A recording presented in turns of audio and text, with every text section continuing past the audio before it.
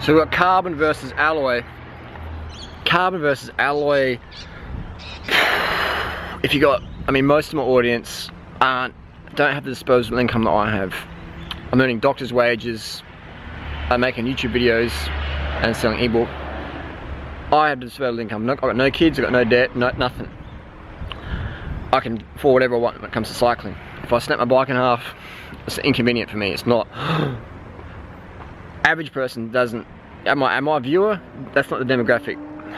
I would say for most people, alloy is a better option, because alloy, you can drop it. You can drop it. If you have carbon bars, right, and your bike at the cafe leans over the ground and it lands, boom, hard in the ground, I would recommend, and most manufacturers, Specialized, 3T, Triple T, they would recommend you replace those carbon bars even though there's no physical damage under the eye. Carbon does not like getting hit. Doing lots of getting hit. Fucking bang.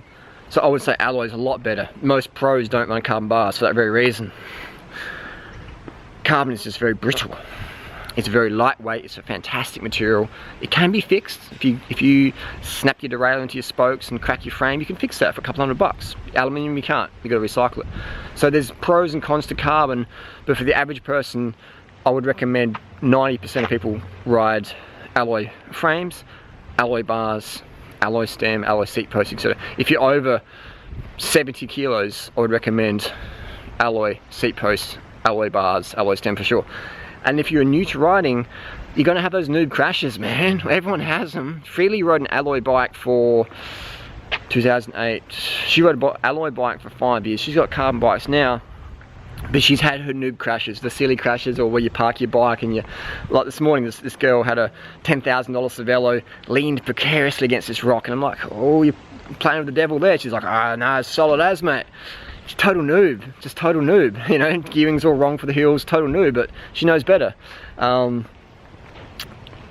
People just learn the hard way sometimes, don't they?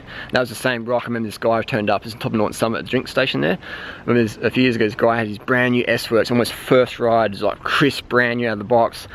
And he got leaned up and I said, oh, you know, just watch the wind, it's a bit gusty today. And he just sort of didn't even say nothing. And then sure enough, I fucking wish I had the GoPro on. The wind came, S-Works, all down this fucking seat stay.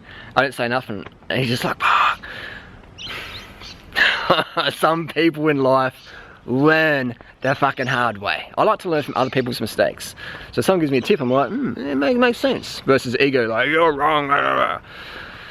It's a fine line, isn't it? Anyway, so I would recommend carbon for people with extra money. It doesn't make any difference in performance as well. Like I've got multiple pairs of zip wheels, later stuff, and lightweights.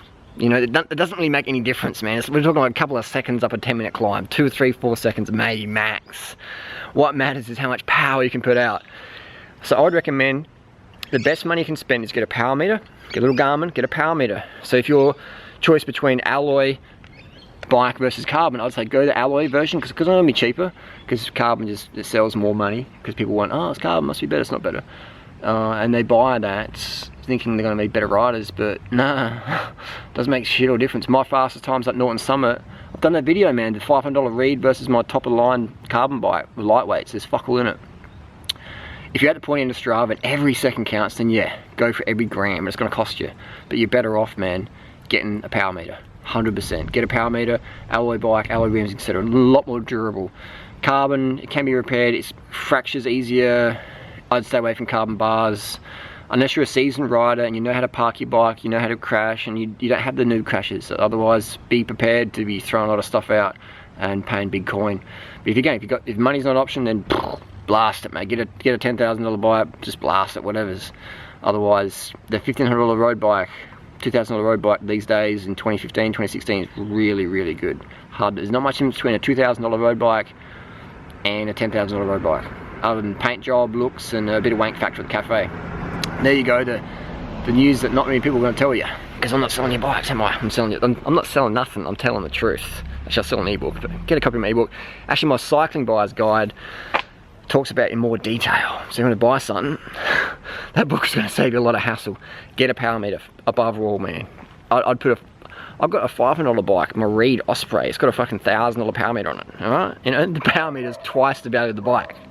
but I'm still flogging motherfuckers on $15,000 Pinarellos, because it's not about the bike, it's more about the motor. So bottom line, a bike that fits you from a good shop that can help you get fitted up properly, proper gearing, like at least a 34, 32 compact ratios, and a power meter.